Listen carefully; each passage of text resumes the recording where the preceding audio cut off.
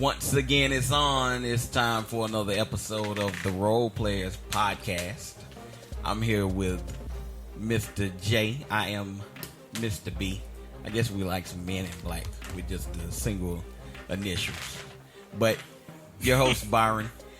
And as you know, we do this sports thing, bringing you some of the stories that you might not have thought about, but they're out there. And then some of them you have thought about, but we're giving you our take. Because we are the role players, and roles are what we play in the world of sports. So, Jay, a lot has happened all over sports. A lot of injuries and mishaps, all the way from you got Pat Mahomes that may be injured. We don't know at this moment, or how long he's injured. Then we have Zion. Does this guy have a dirty knee? Like, what's going on? And I mean, I don't think it's a dirty knee, but he might have some knee problems. But we'll get into that.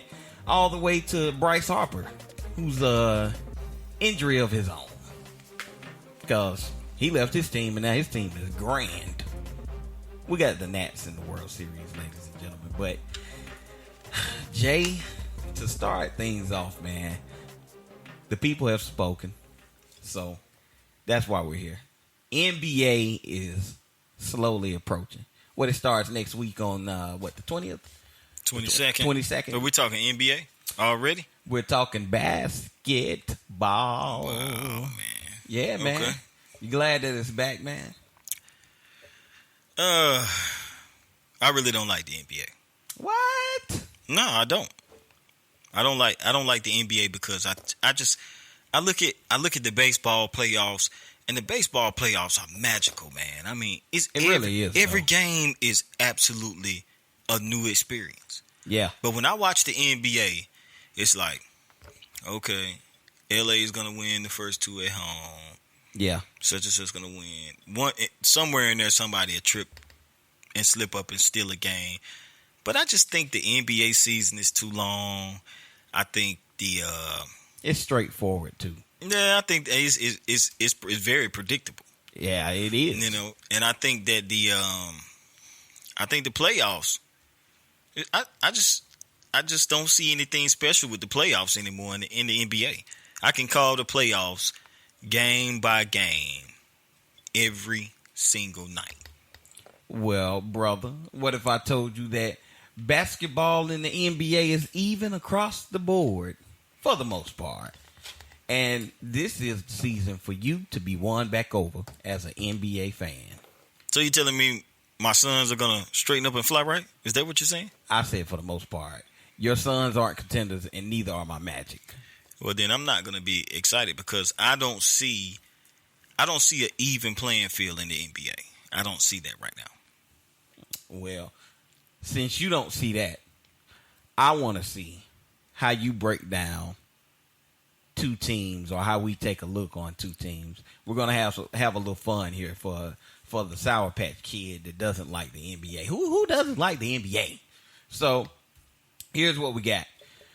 We got a name full of about half the NBA. Most of them are relevant teams, and then we do have a few teams in there where it's like, well, they're so irrelevant that they are relevant. Jay and I are gonna draw right here. I'm gonna give just straight up first take analysis and what we think about each team. And we're both going to choose two teams, and then we'll close off the NBA talk by, talking about some of the bigger headlines, what we think teams will do. So. Oh, okay. So that's what's in this Jacksonville rally cap. Yeah, man. We got a Jaguar rally cap for the NBA. Jay called me a cheater off air. Yeah, you looked in inside. I'll let you pick first, and then I'll pick mine. I'm just picking one now, right? You can go ahead and pick two. Okay, I'll pick two. You looked. I really didn't. You're a loser. That two in my hand? Yeah. I don't even like mine. You don't like yours? No. It's two teams that I really... Oh, man, I like mine. Okay. Yeah. So... I like both of mine. I'm okay with mine. I just wanted a little something a little something more juicy. Mine is like a 2 for 20. 2 for 20? 2 for 20. So since you came up with such with such a great idea, I'm gonna let you go first. Oh, you gonna let me go first? Yeah. Are you doing both of your teams or just one? You go one, I go one. You go one, I go one. That'll work. That'll go. There we go. Okay. So I'm gonna go with my first team. First of all, do you remember how explosive Steve Nash was to the Phoenix Suns? Yeah. And the Dallas Mavericks? Yeah. And when he went to Dallas, Dirk's game just took off, correct? Yeah. Right.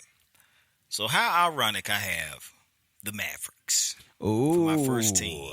You got one of the good ones. I got one of the good ones, man, because I think this team, it reminds me of the Steve Nash teams. Because Luka Doncic is definitely big time. And I was kind of teetering when my Suns had that number one pick and they were talking about Luka Doncic. But I said Luka Doncic. I think I'm pronouncing it correct. I think I said that he was a game changer if he was in the right system, right city, right team, right coach. Yeah. And I watched the preseason game the other night, and this guy, he was going to have speed. He had 15 points, 14 rebounds.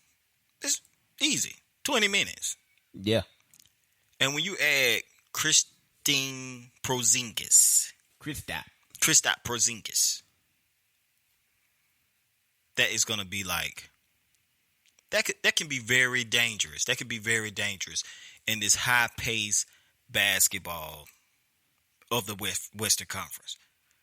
Because the Mavericks kind of been teetering over the last 5 to 6 years.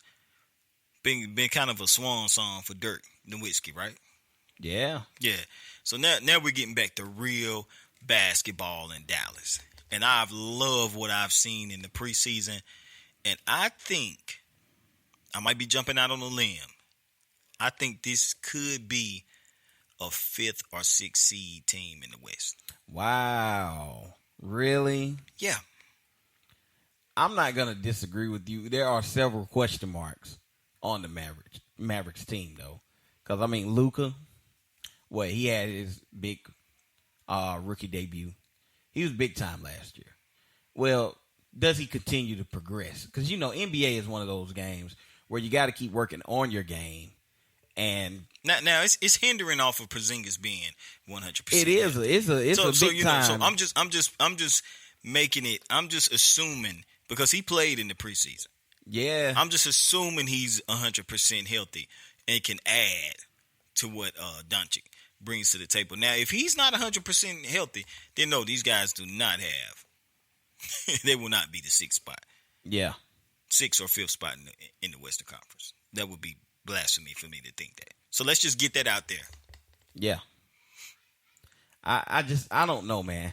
I'm really hesitant to go all in for the Mavericks because it really is the Luka and the Kristaps show. But it's so many question marks with that whole process because Kristaps, the guy hasn't been healthy, and then he had a lot of scandals and everything going around with him. It was a bunch of talk with Kristaps, so it was a bit concerning. And then, is Luka gonna repeat or get better? Because really, he'd have to get better. He would have to get better for the Mavericks to go ahead and be contenders, as you say, the 5th seed for the NBA or the Western Conference. So I don't know, Jay. I mean, so overall, why Dallas? Why is Dallas a team to watch? Dallas is a team to watch because they have the Rookie of the Year from last year. That's why. I mean, he clearly. I might be kind of. It might be kind of a reach me saying this. I did watch this guy play. He kind of reminds me a little bit of Drazen Petrovic. Oh, the legend. Yeah, he has a little game in him. He has a little shake because in the NBA it's not about speed. Russell Westbrook was all speed. He's like a road runner, right? Yeah. But when his game is not on, it's like, man, what the hell he on the floor?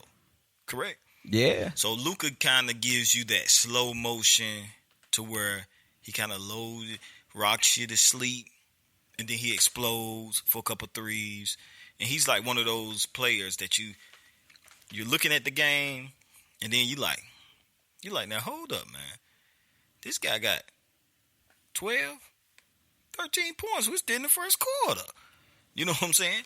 Yeah. And that's when you have something great on your hands. So I'm not saying they're a contender in the West, but I'm saying they're gonna put people on notice. But all this hinders off of Porzingis being healthy. Porzingis don't have to. He has to be 100%. He has to be 90 to 100% healthy and playing 90% of the games. No, I mean I totally agree. So all right, that's you on the Mavericks, and you say they could be as high as a 5th seed. So I'm gonna go ahead and roll out one of my teams. I had the Philadelphia 76ers. All right, so let's just go ahead and throw it out there. Oh, this is in my opinion, it's an odd team. You had a good one. Yeah, but I'm not that thrilled about it because there's a lot on the line, but there's really not any excitement on my end of the fence. You have Ben Simmons. We all know that he's one-dimensional. Well, the guy really worked on his shot. Supposedly he's going to have a shot. He's been knocking down threes, but even himself, he said, well, I still have a ways to go. All right, that's the thing to say as a professional, but perhaps he can take at least a shot now. Joel Embiid, I feel like the guy, he does have to get healthier himself. I don't know how healthy he's gotten over the offseason or his commitment to coming in and transform his body. I still see the same Joel Embiid. And then you do have the newcomer in Josh Richardson. Came over from the Jimmy Butler trade. Josh Richardson might bring them a much-needed balance between Ben Simmons and Joel Embiid. Tobias Harris is still in the mix. And they lost J.J. Redick as well. I feel like that's a big loss, but at the same time, they got Josh Richardson. But they have Al Horford, too. I think Al Horford could be, again, another balance to this team. How far can they go in the East? Because the East is wide open right now. There's no more LeBron. There's no more Kawhi. They're sitting amongst, what would you say, 3 teams at the top of the East right now. It's them, Milwaukee, and perhaps Boston. I'm just not sold on Philly taking that next step. The talent is there. Don't get me wrong. And I think they have enough depth to kind of get things done, especially when you have 5 legit key guys like they do. Because in the NBA's day and age, you got to have a fleshed out roster to go ahead and take that thing. It's just a matter of if everyone shows up. Will Josh Richardson continue to get better? And is this his moment to really come from up under a Miami Heat team that has a lot of young talent and him to emerge as a key player? Same goes for Tobias Harris. Will they use him as one of their key players to bridge that gap between Ben Simmons and Joel Embiid? Will Ben Simmons not put that much pressure on the team by making them 4-on-5 on the offensive side of the ball? So much promise, man, but at the same time, it could be a lot of disappointment. I don't know what to do with the Philadelphia 76ers, but I will say they'll be a top 4 seed. Top 4? Yeah, in the East, they'll be a top 4 seed. And they have a chance to come out of the East. But they have to answer those question marks, man. They really do. They got to answer them. Losing J.J. Redick, that was huge, man. Yeah, but they got Josh Richardson back. It's kind of like it's a trade-off. JJ is a good shot, but Josh Richardson is a better overall player. But JJ is that guy now. Don't get me wrong. Man. Don't get me wrong now. Hey, he's a good guy. So I think the Sixers. Do I have the right to analyze your team? Yeah. Okay, I think the Sixers will make a major trade by the trade deadline. Joel Embiid or Ben Simmons got to go. I don't disagree with that. One of the two of them got to go. Maybe both. But I believe with a slow start, because Boston has they've made some additions. Kind of it is the East is up for grabs. But I have a feeling that the Sixers they're gonna look kind of stale. And I think they're going to find a trade for Ben Simmons or Joel Embiid, because at this point in time, it's time for something new. Well, that's blowing up the team. If that happens, they're going to blow up the team. Yeah, well, hey, I got a feeling that team will blow. I would be excited to see that. Me personally, I would be excited to see that. Would you like to see Ben Simmons for Aaron Gordon? Never. No.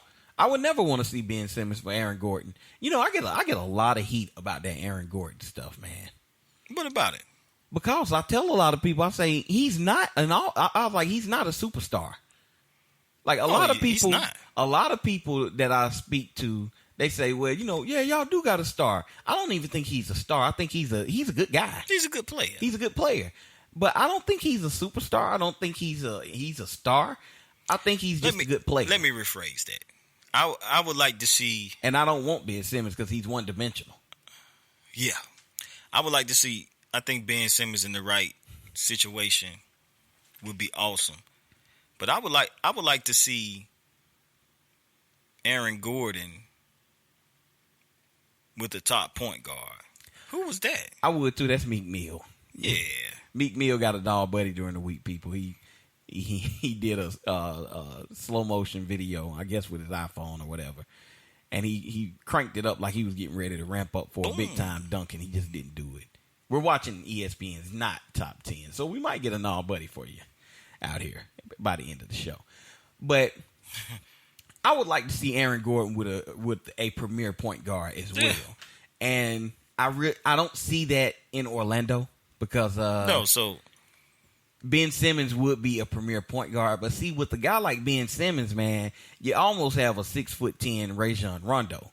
He's not going to shoot much, but the talent around him has to be plentiful, which I actually think Orlando would have a nice stock pool of talent that needs a point guard, but I don't think it would be enough for that guy. So let me ask you this. So where else can he go? I mean, but we're just talking hypothetical. Well, hypothetical. Yeah. Okay. But first round pick to Phoenix. No. For Bridges and Kelly Oubre. You know that's a lottery pick. No. So you don't. I don't see Phoenix trading that. So with a young player, you don't see him being a key addition to a young team such as the Pelicans, or like I'm saying the talent that's around Ben Simmons. Now I know we're asking for Ben, because the reason why this come up, listeners, is because they are gonna have to pay Ben Simmons eventually, and they're already paying. Who they paying right now? They're paying Joel Embiid, and Joel is not really delivering on the court. So can they go and pay Ben Simmons without him? Because he's going to get a max contract. Can he get a max contract without being max talent on the court yet? Nah. And see, that's why I say someone has to go. Their superstars are not suns. They're asteroids. They're out of control, spiraling towards an object or a planet, and they're going to do damage.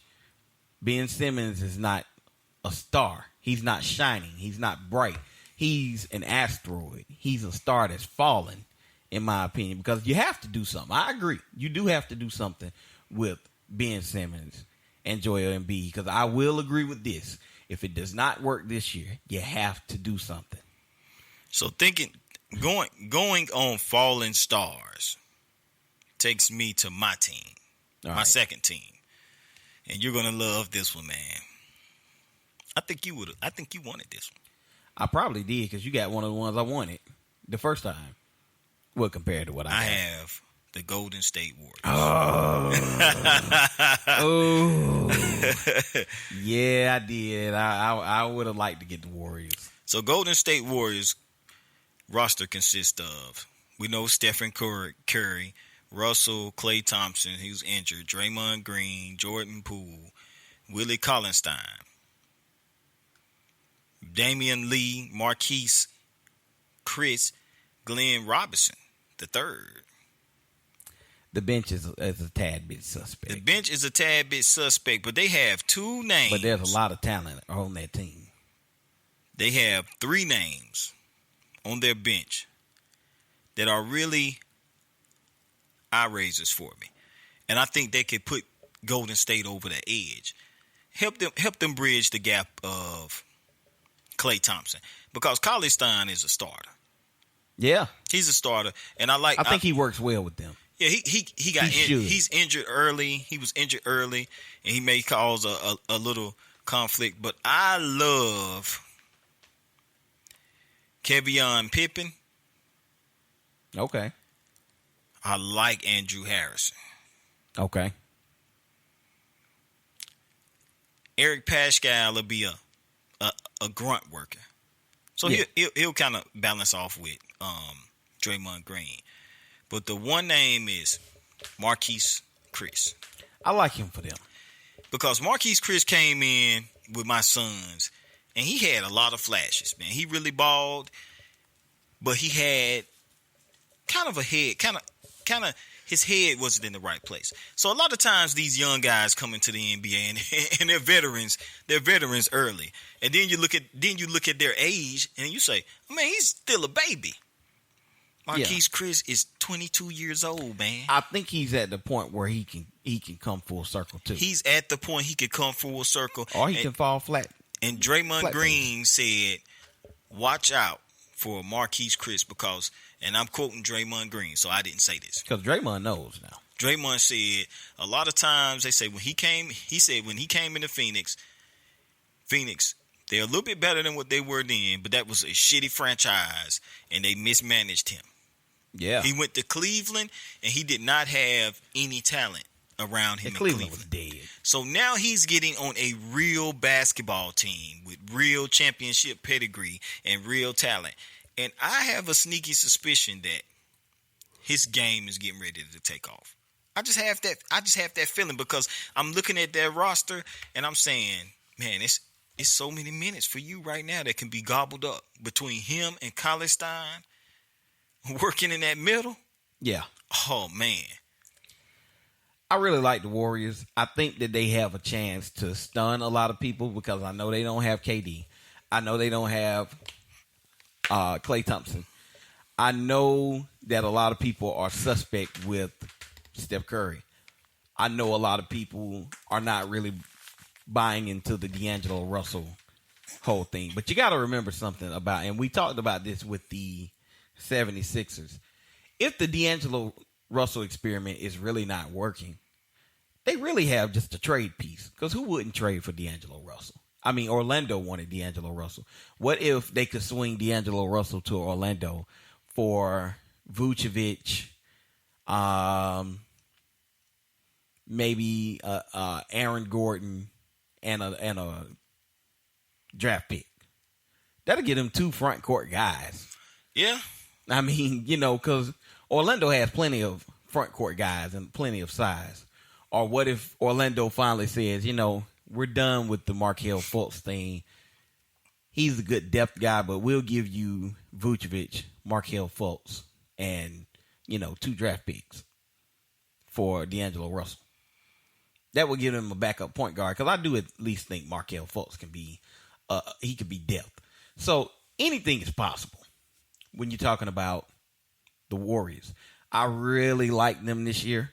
I think that the D'Angelo Russell piece will actually benefit them because Klay Thompson doesn't have a torn Achilles. I think come playoff time, Klay Thompson will be ready. I think he'll be ready. Yeah. You get Klay Thompson back, and then they're already winning with the likes of guys like Glenn Robinson, Marquise Chris, Cauley Stein being added to the team. I think they'll be fine. I still like the Warriors as a top 3 seed guy.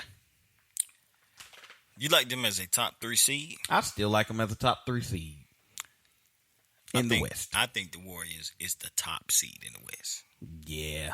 I mean, it could easily go down like that. Because you named those names, but we're not talking we didn't say anything about Looney. We didn't say anything about Looney. Lee. Those guys been getting major minutes the last couple seasons. So yeah, I have a feeling, I have a sneaky suspicion that this Warriors team, because Russell is no slouch. So I got a sneaky suspicion. So to me, they do lack size out the gate though. They lack size, but I think that pairing him with Curry.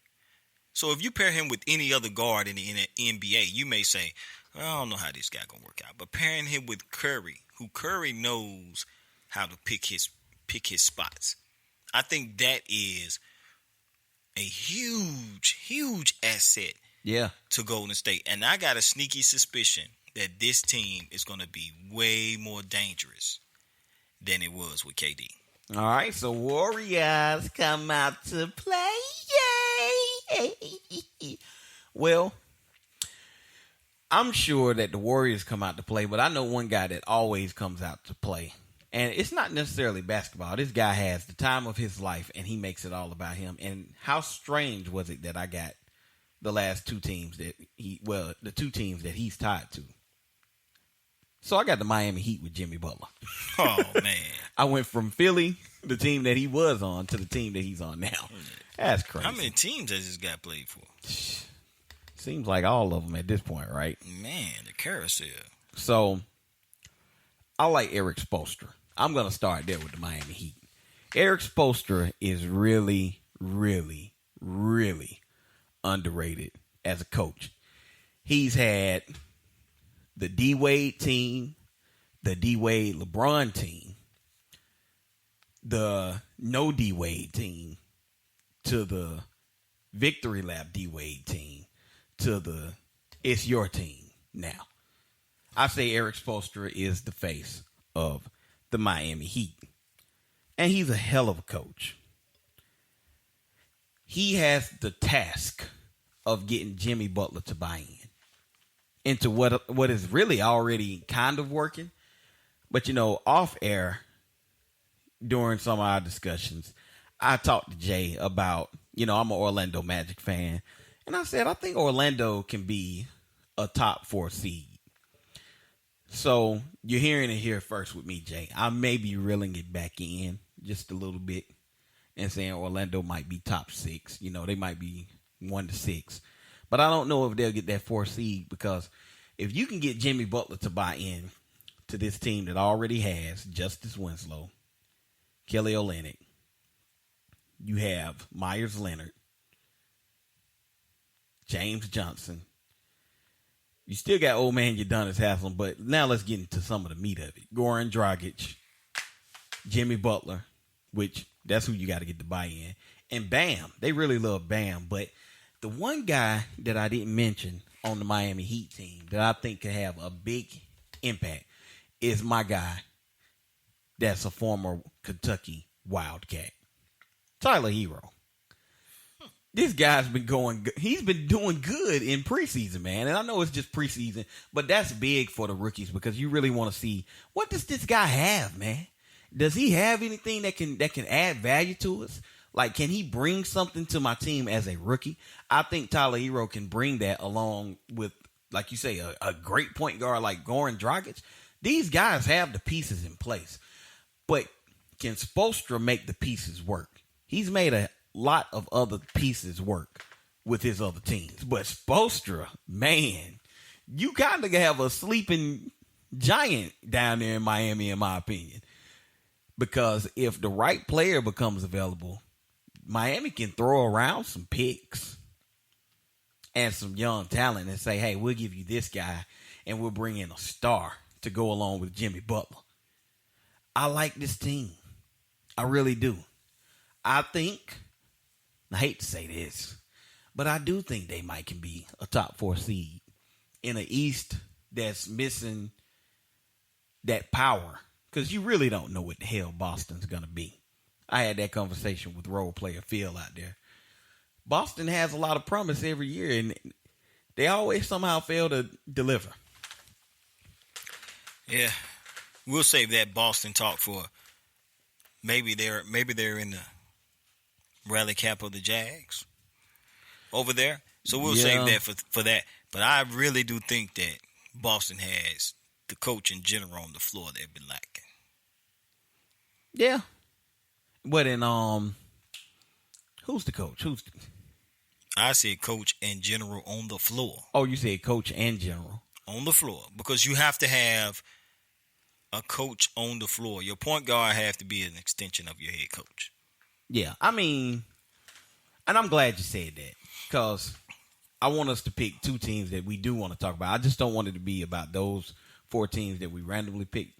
But we don't have to go long in on these guys. But I'll start off with 2 teams, one from the East, one from the West, that I want to pick to say, yeah, Boston is my team from the East. I think that Kemba can be a big addition because he's a team player. He's different from Kyrie.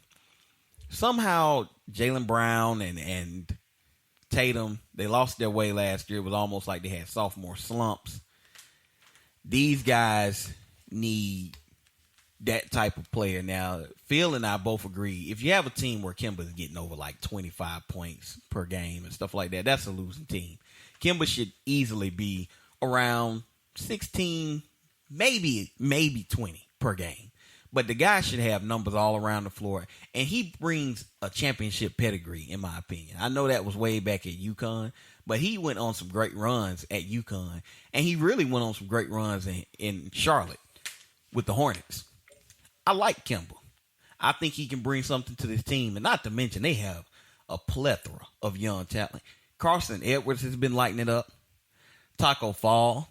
If you keep the guy, he can easily be like Boban. I mean, you just put the guy in. And then you got Williams from Tennessee. This guy, I said, I don't like doing comparables, but this guy has the Draymond Green comparable for me.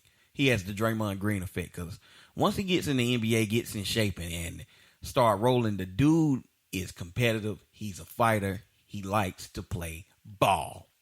I like him a lot. For the West, man, I really like the Pelicans. Now, they got some news that Zion has to be out some weeks because of a knee. But you take Zion off the team, and they're still loaded, man. They have all of the talent that they ever really wanted. Because, I mean, take a look at this roster right here, man. Lonzo Ball, Derek Favors, Josh Hart, Drew Holiday, Brandon Ingram, Darius Miller, Etwan Moore, Jaleel Okafor, J.J. Redick, Zion Williamson. That's just some of the guys that's gonna do that are gonna do work. But they have a lot of talent, man. No, I'm not saying they'll make the playoffs. No, I'm not saying that they will not. I think if these guys can get in there, get some chemistry gelled around some of the vets that they do have, I think they can make it very challenging for some teams in the West that like, let's say a Utah. A Utah that has a lot of hype. They have a good team, but they just don't piece it together all the time. A team like the Pelicans can knock them off. A team like the Pelicans, in my opinion, now you might not like it, a team like the Pelicans can sneak up and be the team like the Rockets. They remind me a lot of when Baron Davis' Warriors team beat the number 1 seed, Dallas Mavericks. Now, I'm not saying they have a Baron Davis, but they can sneak up on some teams. Boy, that meat looks raw. But it looked good, though. Well, speaking of sneaking up, one of my teams definitely won't sneak up on you. And I got to go with the Houston Rockets. Oh man, I mean, they're going to be excited. Oh yeah, because we're not talking about. We're talking highlights right now. Yeah, we're not talking about a long-term situation. We talking about temporary right now because I told people it would go stale with Chris Paul. And it was nice at first, but they were a hamstring injury away from making the Western Conference Finals. I mean, from making the NBA Finals. Yeah. And then it went completely left. Yeah. So that's why I say the love affair that Harden and Westbrook had with OKC in their early days, that will be reunited in a major way. They have the size, they have the depth, they have the defense, and they also have Eric Gordon, which people is not really. Yeah, that's kind of getting Gordon, swept under Tucker. the rug. They got some guys. So I think that this team can really push Golden State. I think Houston may be because Golden State lost Klay Thompson. Yeah. So they're an asterisk on paper. I think they'll get him back. I think they'll get him back. But I think Houston is really low key the favorites in the West to jump out to an early start. And you may see this team come out, say Christmas time, these guys may be 18-5. Something like that. Hey. It's possible. I mean, it is possible because it's really going to be hard to stop Westbrook and James Harden. And I mean, on a temporary basis. Now I feel next season everything will start going down. Yeah, because I don't know how long the combination, the trifecta of James Harden, Russell Westbrook, and Mike D'Antoni. You can't. That's the big chip in all of this, really. Yeah, it's Mike D'Antoni. You put another coach in place, I think he goes, but I just don't see Mike D'Antoni being able to control what's gonna take place. Now, my other team, I'm gonna go Eastern Conference for this. Some of you guys, I'm a Phoenix Suns fan. I love Booker, DeAndre Ayton. I love it. We got some nice little combos going on elsewhere in the NBA. But my team, who I think, and I'm stepping out on a limb right here. Don't laugh at me. I think they will be a 2 or a 3 in the East. Come with your foolishness. Don't come with no foolishness in here. The Atlanta Hawks. Here we go. I knew you would pull. I said the East. I said the East. I knew it was going to be them or Toronto. Oh no, not Toronto. After losing Kawhi. Yeah, man, they're gonna be punched. You made your argument for them earlier. They're gonna be punch drunken. Toronto? Yeah, you've spoken well for them. I said they'll be okay in the East. Yeah, that's well. But the Hawks are gonna make noise. They added Cam Reddish to this team. Oh man, yeah, man. They got Bembry. They already have Bembry. He's one of the top defensive players in the NBA. And Trae Young and Collins was a duo that no one could stop. And Vince Young been dropping 20 points in preseason. Vince Carter. He been dropping 20 points in preseason. That's how I know you don't believe in this food. Oh no, I believe in the Hawks, man. And I think I told you this earlier off the air in another conversation.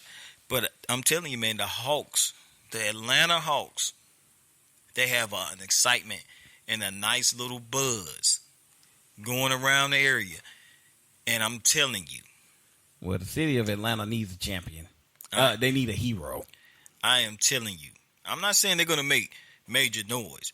But in that Eastern Conference where everyone is flaming out, the top teams are flaming out, but Boston? Yeah. Oh, I think the Hawks going to be a top 3 team. Man, look at that Rubik's Cube. I don't like it. It's too modern. I'm old school. But Rubik's Cubes are all about changing the blocks.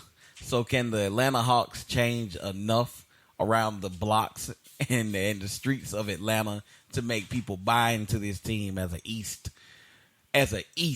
threat? We won't even say contender, as an Eastern threat. I don't know, man. But they do have a lot of electricity around them. But I will say this. If they don't start off hot, it dies. Oh, yeah. It dies. I mean, it's going to die for the whole season, too. Because they're one of those teams that they might end up making the playoffs, but if they don't keep that hot hand going and that excitement. Because I think the Pelicans can be exciting, They'll be trying to trade Collins for a veteran. Yeah. Because it's Atlanta, man. I mean, I'm that's by all means necessary.